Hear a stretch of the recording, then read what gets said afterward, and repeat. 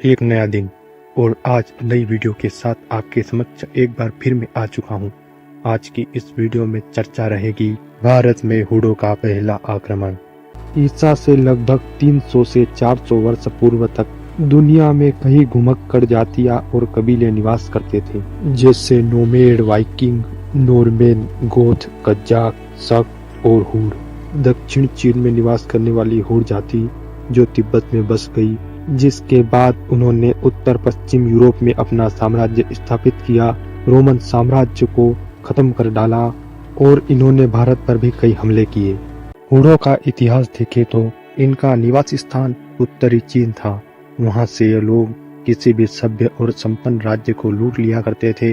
ये लोग असभ्य और अशिक्षित थे। इन लोगों का एक ही काम था, किसी भी राज्य को लूट कर और उसी लूट के माल से अपना जीवन यापन करते थे। ये लोग किसी संपन्न राज्य पर हमला करते थे, वहां लूटपाट करके आग लगा देते थे। इन हुडों ने चीन को इतना आतंकित कर दिया था कि चीन को हुडों से अपने राज्य की रक्षा के लिए एक विशाल दीवार का निर्माण करवाना पड़ा। 210 ईस्वी पूर्व से 263 ईस्वी पूर्व के बीच में इस विशाल दीवार का निर्माण किया गया। इस दीवार के निर्माण के बाद अब हुडों का दक्षिण चीन पर आक्रमण करना संभव नहीं रहा, इसलिए ये लोग पश्चिम की ओर बढ़ चले। आगे चलकर यह तिब्बत पहुंचे। यहाँ पहले से निवास कर रही यूसी जाति, जिसके लोग बड़े ही वीर थे, परंतु हुडों के सामने यह टिक नहीं सके और इन्होंने वहां से भागना ही उचित समझा, क्योंकि हुडों से युद्ध करते करते उनके राजा की मृत्यु हो चुकी थी।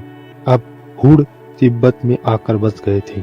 लगभग ईसा से 2 शताब्दी पूर्व तिब्बत तक पहुंच जाने वाले इन हुडों का भारत पर आक्रमण 458 ईस्वी में हुआ।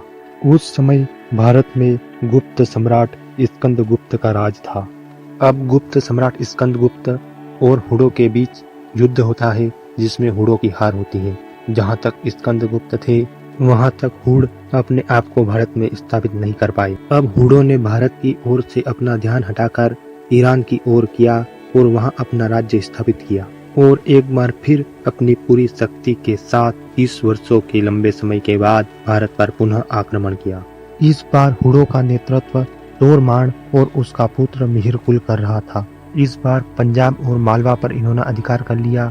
उत्तर प्रदेश, तक्षशिला, मथुरा जैसे स्थानों पर इन्होंने कई मंदिरों और बौद्ध स्थलों को तोड़ा। 500 ईस्वी में तोरमान मालवा का स्वतंत्र शासक बन चुका था और उसका पुत्र मिहिरकुल पंजाब का शासक बन चुका था। इन्होंने चारों ओर आतंक फैला रखा था। लोग इनसे बड़े ही दुखी थे। अब 528 ईस्वी में मालवा के ही राजा यशोवर्मन और बालादित्य हुडों पर आक्रमण कर देते हैं और इस युद्ध में हुडों को पराजय का सामना करना पड़ता है।